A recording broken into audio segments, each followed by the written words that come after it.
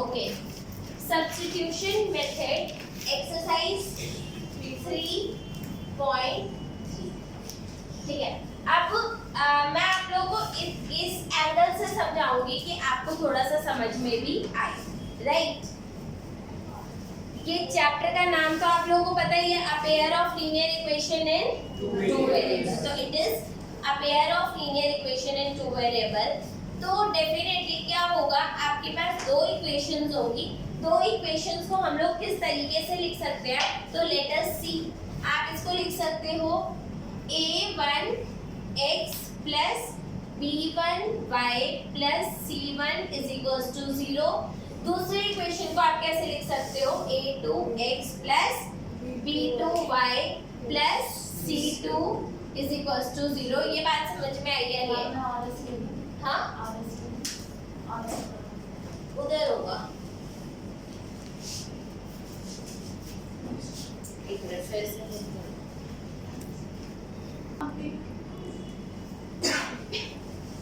ये समझ में आया? ठीक है, a1x plus b1y plus c1 is equals to 0, a2x plus b2y plus c2 is equals to 0। अब आपको पता है बच्चे, लाइंस तीन टाइप की होती है। लाइंस कितने टाइप की होती है गर्ल्स? कितने टाइप की होती है? तीन टाइप। अगर आप प्लेन में या फिर अगर आप इस पे लाइन ड्रॉ करोगे तो तीन टाइप की लाइंस आपको मिलेंगी। पहला टाइप होता है जब आपकी लाइंस इंटरसेक्ट कर रही होती हैं, और इनको हम क्या बोलते हैं? Intersecting lines, right. ठीक है। दूसरा होता है जब आपकी एक ये लाइन है और दूसरी ये लाइन है, that means the lines are parallel lines, right. ठीक है। तीसरा होता है एक ये लाइन है और इसी के ऊपर दूसरी लाइन। कौन सी? इन्हें बोलते हैं को इंसिडेंट लाइंस, राइट। राइट बच्चे? हाँ, यहाँ तक आपको ये बात समझ में आई? अब जब लाइन इंटरसेक्टिंग होती, लाइंस के सॉल्यूशन का क्या मतलब होता है, वो पॉइंट जो दोनों लाइंस को सेटिस्फाई करता है। सिंपल क्या हुआ, व्हाट हैपेंड? किसको देख रहे हो? Student of the year.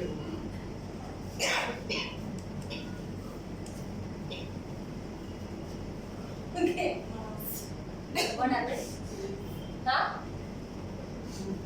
Do not worry बच्चे, इट डजंट मैटर। ठीक है, इंटरसेक्टिंग तो यहाँ पे ऐसा कितने पॉइंट्स हैं जो इसको सेटिस्फाई करेंगे? कितने पॉइंट्स हैं?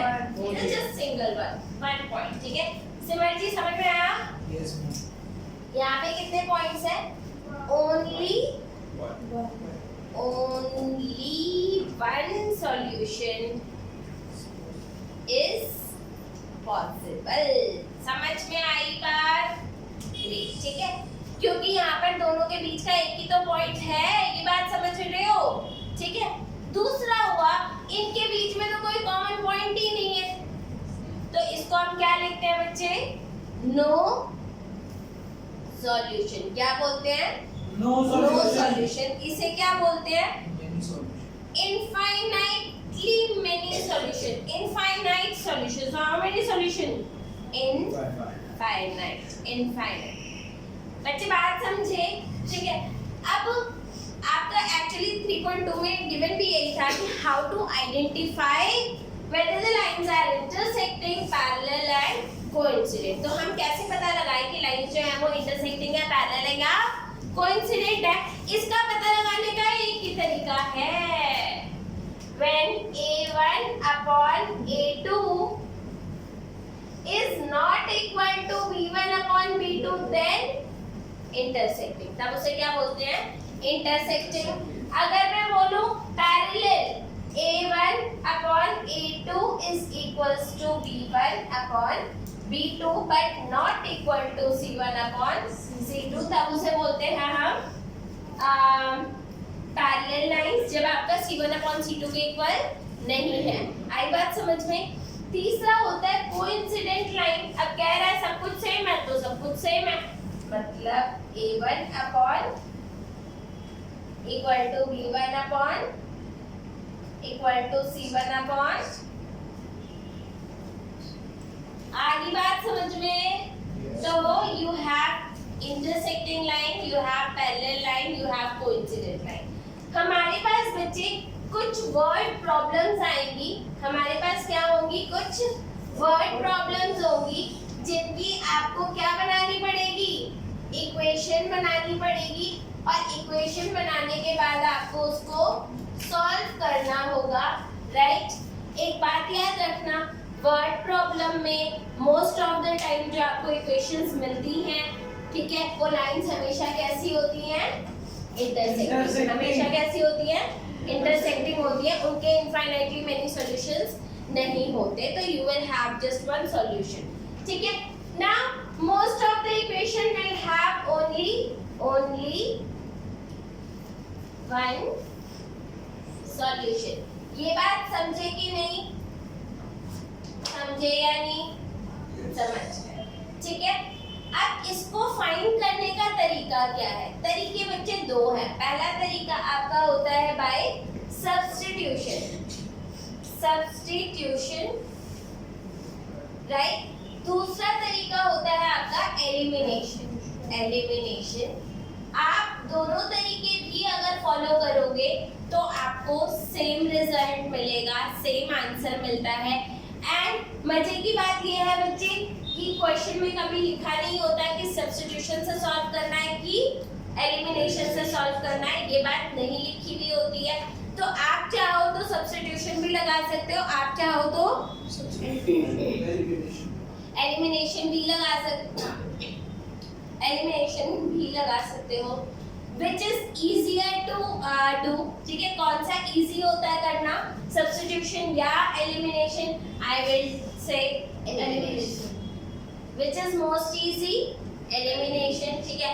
सब्स्टिट्यूशन आपका थोड़ा सा ट्रिकी होता है, कैलकुलेशन इंटेंसिव होता है, तो a lot of calculation will be required, but here you can do it quickly। बात समझ में आई या नहीं आई? आगे बात समझ में, ठीक है? यहाँ पर आज मेरा काम आपको सब्स्टिट्यूशन सिखाना है, ठीक है? इसके बाद क्या सीखेंगे हम? एलिमिनेशन क्वेश्चंस को आप किसी भी तरीके से सॉल्व कर सकते हो। पहले इतना कॉपी कर लो ताकि हम आगे बढ़े, ठीक है? मैंने नहीं किया। सो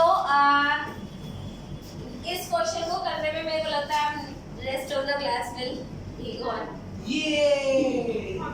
क्या होगा?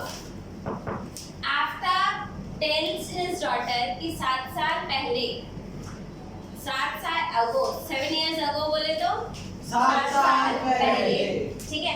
I was 7 times old as you were, कि तुम्हारी जो एज थी उसका 7 गुना एज मेरी थी। डॉक्टर ने गलती से पूछ लिया होगा पापा मेरी एज कितनी है, और पापा ऐसे बच्चे होते हैं नहीं वाले, ठीक है? तुम समझोगे नहीं, कोई नहीं, ठीक है? तो उसके पापा ने कहा 7 साल पहले मेरी एज तुम्हारी एज के 7 गुना थी। बच्चे की एज क्या है? 7 साल पहले, ठीक है? और अब से 3 साल बाद मेरी एज तुम्हारी एज के 3 गुना हो गई। अब अपनी भी एज बताओ और मेरी भी बताओ। मैंने ये तो पहले 7 गुना थी, 3 गुना हो गई। ऐसा ही है। आप देखो, प्लीज इधर ध्यान दो। इस क्वेश्चन को करने के लिए बच्चे मेरे पास एक बहुत ही बढ़िया टेक्निक है, बहुत बढ़िया टेक्निक है। आप अपने कॉपी को 3 पोर्शंस में डिवाइड करना। पहले लिखना present, past continuous, present age. इधर लिखना 7 years ago, और इधर लिखना 3 years later, 3 years later। उधर क्या लिखा? 7 years ago, present age, and अब हमें निकालना क्या है? Present age. ध्यान दो, निकालना क्या है? प्रेजेंट एज, ठीक है? तो प्रेजेंट एज, अब इधर लिख लो फादर, यानी कि आफ्टर। फादर कौन है? After and daughter. फादर की प्रेजेंट एज कितनी लेट कर ली? x x डॉटर की प्रेजेंट एज लेट कर लो y, ठीक है। प्लीज ध्यान दो, ठीक है। 7 साल पहले फादर की एज कितनी होगी? x minus 7। 7 साल पहले इसकी एज y माइनस 7। और फादर ने क्या कहा था कि मेरी एज तुम्हारी एज के 7 टाइम्स है। मतलब क्या हो गया, चेक कर लो, x minus 7 is equal to 7 times y minus 7। आई बात समझ में? यही तो हुआ। अरे इधर लिख लो ना, फादर की age equals to 7 times daughter की एज। यही तो फादर ने कहा था कि मेरी एज तुम्हारी एज का 7 टाइम्स थी। और ये कब की बात हो रही है? 7 इयर्स अगो। यानी कि x माइनस 7 किसके इक्वल है? 7 टाइम्स ऑफ y माइनस 7। ये बात समझ में आ गई? सॉल्व कर दो। x minus 7 is equal to 7y minus 49, right. अब इस 7y को इधर ले आओ, तो x minus 7y is equal to minus 49 plus 7। तो ये आ गया x minus 7y is equal to minus 42। और ऐसे नहीं होता। अब आ जाते हैं 3 इयर्स लेटर। वो सॉल्व कर दिया। अब आ जाओ 3 years later. 3 years later age हो गई x प्लस 3। भाई अगर अभी मैं 7 साल की होती तो 3 साल बाद मेरी एज क्या होती? 10 साल। 7 प्लस 3 10 बस, ठीक है। x प्लस 3 और डॉटर की एज क्या है? y plus 3। उसने कहा था कि I will be 3 times as old as you will be, ठीक है। यानी कि फादर की as is going to be 3 times the age of daughter, right? ठीक है। फादर की एज कितनी है? x plus 3 is equals to 3 times the age of daughter, यानी कि 3 times y plus 3। क्या आ गया? x plus 3 is equals to 3y plus 9। x minus 3y is equals to 9 minus 3, यानी कि x minus 3y is equals to 6, ठीक है। तो अब आपके पास दो इक्वेशंस आ गई। क्या आ गई? दो इक्वेशंस। ये बात समझ में आई? पहली इक्वेशन क्या है? x minus 7y is equals to minus 42। और दूसरी इक्वेशन क्या है? x minus 3y is equals to 6। अच्छा sorry 6। x minus 7y is equals to minus 42 और x minus 3y is equals to 6। ये बात समझ में आ गई? इसको रब कर दूं? मैं एक सेकंड लिख लूं। अच्छा ठीक है, लिख लो इसे, फिर आगे सॉल्व कराऊंगी। चलो अब इक्वेशन कैसे बनानी है ये बात मैंने आपको समझा दी। भाई समझ में आई? गर्व से कहो जय माता दी। जोर से कहो। चलो कोई नहीं, ठीक है। ये आ गया। आपको इस इक्वेशन में सीखेंगे हम क्या? Substitution method. तो दो इक्वेशन हमारे पास क्या है? x minus 7y is equals to minus 42 पहली इक्वेशन। दूसरी इक्वेशन क्या है? x minus 3y is equals to 6। इसमें से मैं x की वैल्यू निकालूंगी और उसमें डालेंगे, ठीक है। इसमें से x की वैल्यू निकालूंगी तो क्या आएगा? x is equals to minus 42 plus 7y, right? 7y को पहले लिख सकते, बेटा माइनस का प्लस हो गया ना? Yes ma'am. ठीक है। अब मैं इसको क्या लिख सकती हूँ? x is equals to 7y minus 42 ऐसे लिख सकती हूँ? Yes ma'am. ठीक है। अब हम क्या करेंगे बच्चे? We will put this value in this equation। इसमें डाल दो तो ये क्या हो जाएगा? अब इधर देखो, नहीं बच्चे x की जगह पे डालना है। क्या करना है? x की जगह पे डालना है। तो पहले x था, अब क्या लिख दूं? 7y minus 42, ये तो x हो गया, ये तो x हो गया, minus 3y is equals to 6, ठीक है। 7y minus 3y 4y 4y, 42 उधर चला गया, तो 6 plus 42, तो 4y की वैल्यू क्या आ गई 48, ठीक है, और y क्या आ गया 12, y आ गया आपका 12, इतना प्यारा आंसर आया ना, ठीक है। तो बच्चे की एज क्या है 12 साल, ठीक है। अब फादर की एज कितनी आ जाएगी, फादर x है तो x इज इक्वल्स टू, इसमें डाल देते हैं x माइनस 3 इंटू में y यानी कि 12 इज इक्वल्स टू 6, तो x minus 36 is equals to 6, x is equals to 6 plus 36, हाँ जी 30 साल के नहीं मुझे प्लस होगा, तो x इज इक्वल्स टू 42, तो अंकल जी कितने साल के हैं 42, ठीक है।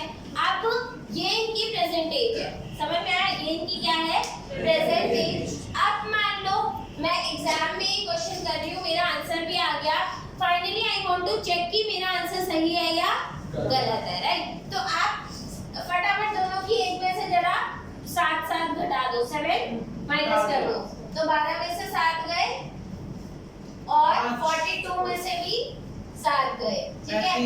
इसमें से कितना आया 5 और ये कितना आया 35, 5 7 जा 35, सही आ गया। अब दोनों में 3 ऐड कर दो, तो 12 प्लस 3 और 42 प्लस 3, चेक करो 12 plus 3 15 is equals to 42 plus 45, 15 3 जा 45, तो ये 3 टाइम्स है और ये इसका 7 टाइम्स है। इस तरीके से बच्चे आप अपना आंसर चेक भी कर सकते हो और जितने भी वर्ड प्रॉब्लम्स होते हैं उनका answer on the spot verify किया जा सकता है। आई बात समझ में, इसके बाद नेक्स्ट क्वेश्चन करेंगे। So the next question with a lot of calculation, ठीक है। सब्स्टिट्यूशन मेथड का यही बहुत बड़ा ड्रॉबैक है, बड़ी सारी कैलकुलेशन मारनी पड़ती है, ठीक है। नो, ठीक है। तो सब्स्टिट्यूशन में क्या है बच्चे, 3x की एक इक्वेशन है, इधर से x की वैल्यू निकालेंगे और उसमें पुट करेंगे, राइट। अब आप इधर ध्यान से देखो, 3x upon 2 is equals to minus 2 plus 5y upon 3, right, ठीक है। जिसको हम क्या लिख सकते हैं 3x upon 2 is equals to 5 पहले लिख दो, नेगेटिव वाला बाद में लिख देते, ठीक है। 5y by 3 minus 2, आई बात समझ में? Yes ma'am. आई, ग्रेट। सौरभ आगे समझ में, ठीक है। ताशी, ओके। अब आपको करना है क्या, x 3x किसके इक्वल हो जाएगा 2 मल्टीप्लाई हो गया ऊपर सबके साथ 2y by 3 minus 2, राइट, ठीक है। और नीचे 3 ले आओ, तो x is equals to 2 by 3 5y by 3 minus 2। आप इसको ऐसे भी कर सकते हो, 2 5 जा 10y अपॉन 9 माइनस 2 2 जा 4 अपॉन 3, तो ये आपकी किसकी वैल्यू आ गई x की, and that's how it is going to be slightly complicated, ठीक है। बच्चे क्या समझ नहीं आया, आप देखो सबसे पहले 5y अपॉन 3 को आप इधर ले गए, यहाँ नेगेटिव था तो यहाँ क्या हो गया पॉजिटिव, ठीक है। फिर मैंने 5y को पहले लिख दिया क्योंकि पॉजिटिव नंबर मतलब मेरे को अच्छा लगता है पहले पॉजिटिव हो उसके बाद नेगेटिव हो, तो ये 5y अपॉन 3 माइनस 2 आ गया। अब आपका 2 जो नीचे था वो ऊपर जाएगा बिकॉज़ इधर डिवाइड हो रहा था तो इधर जाके मल्टीप्लाई होगा, and since there are 2 terms तो हमने क्या लगा दिया ब्रैकेट, प्रोटेक्ट करना जरूरी है उसको दोनों के साथ मल्टीप्लाई किया, तो बच्चे ब्रैकेट का तो मतलब ये होता है दोनों के साथ तो करना ही पड़ेगा, तो मतलब हम इनटू 2 की तो लिख सकते हैं आगे, इनटू 2 नहीं बच्चे, अगर आपका a प्लस b है और आपने इंटू 2 लिख दिया तो वो तो सिर्फ ए के साथ हुआ था, बी के साथ हुआ नहीं, लेकिन हमें बी के साथ भी करना है, यही तो बात है। और इसीलिए हमारे को ब्रैकेट लगाना जरूरी होता है, ठीक है। और फिर आप 3 को नीचे ले आए। लास्ट में मैंने क्या किया, 2/3 को इस टर्म से भी मल्टीप्लाई करा दिया और इस टर्म से भी मल्टीप्लाई करा दिया, तो ये क्या हो गया, 2 5 सा 10/3, 3 सा 9, और इधर क्या हो गया, 2 2 सा और अपॉन में 3। ये बात समझ में आई कि नहीं आई? आ गई, ठीक है। अब इस वैल्यू को इधर डालना है। अब देखो ये एक्चुअल में x/3 है, तो मैं 1/3x कर दूं, 1/3 और x कर दूं, तो अब x की वैल्यू डाल दूं भाई, x/3 को मैं 1/3x भी तो कर ही सकती हूँ ना, ठीक है। अब इधर ध्यान दो, अब x की वैल्यू डाल रही हूँ मैं 10y/9, right, -4/3 plus y/2 is equals to 13/6। आई बात समझ में? अब आप क्या कर दोगे, 1/3 को दोनों तरफ मल्टीप्लाई कर दोगे, इसके साथ भी और इसके साथ भी, तो क्या आ गया, 10y/27 -4/9 plus y/2 is equals to 13/6। ये बात समझ में आई? आ गई। y और y को इस साइड ही रखो और 4/9 को उधर, क्योंकि आपको y की वैल्यू निकालनी है। 10y/27 plus y/2 is equals to 13/6 plus 4/9। आई बात समझे? अब एलसीएम लेना है, एलसीएम लेने के लिए करना क्या है, इसको उससे मल्टीप्लाई, इसको इधर मल्टीप्लाई, और दोनों को आपस में, तो 20y प्लस 27y अपॉन में 54 इज इक्वल्स टू, सेम कर देते हैं, 39 से कितना होता है, 117 प्लस 24 अपॉन में 127 नहीं होगा, 13 नहीं होगा, है नहीं, 117 13 है ना, और 9 27 2 गया, फिर 11, ठीक है, 117 अपॉन में 6 9 जा 54। अब मजे की बात यहाँ पर, चलो एक चीज तो कम से कम बढ़िया हुई, 54 से 54 कैंसिल हो गया, 20y प्लस 27y, क्या आंसर आया, 47y is equals to 117 plus 24, 7 4 11 का 1 गया 4 1, ठीक है। तो y की वैल्यू क्या आ गई बच्चे आपकी, 141 अपॉन में 47, and this is the value of y। अब इस वैल्यू को डाल दो आप, तो you will get the value of x, ठीक है। तो वैसे भी आपने अपने x की वैल्यू निकाली रखी थी, x ये था ना, तो आपका x वैसे भी क्या था, आपका x was equals to 10y/9 minus 4/3 था, तो ये हो गया आपका x is equals to 10/9, और y की वैल्यू क्या है, 141 अपॉन 47 माइनस 4/3, तो क्या आंसर आ गया बच्चे, 1410 अपॉन 47 इंटू 9, अभी मैं इसको 47 इंटू 9 ही रख रही हूँ, माइनस 3/4/3। एलसीएम लेने के लिए बच्चे मुझे इसको किससे मल्टीप्लाई करना पड़ेगा, मेरे को बेस सेम करना है, तो इधर 3 से भी मल्टीप्लाई कर देते और 47 से भी, तो देखो ये भी 9 इंटू 47 हो गया और ये भी 9 इंटू 47 हो गया, तो अब क्या आंसर आया आपका, 1410 माइनस 12 इंटू 47, 12 इंटू 47 कितना आ जाएगा,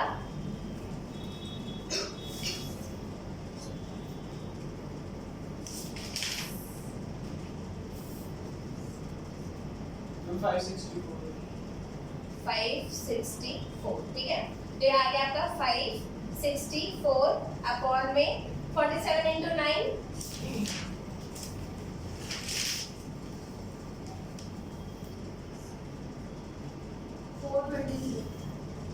423। अब आप ये कर लो बच्चे, 1 4 1 4 1 0 माइनस 5 6 4, क्या आंसर आ गया 6। 10 में से 6 किया 4, फिर 13 में से 5 कर 8, तो आपका आ गया 846 अपॉन में 4 2 3।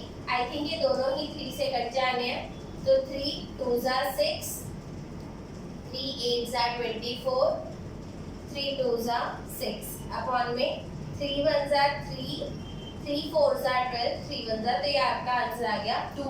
हाँ 2। ओ तेरी भला हो, क्या बात है, इट्स 2।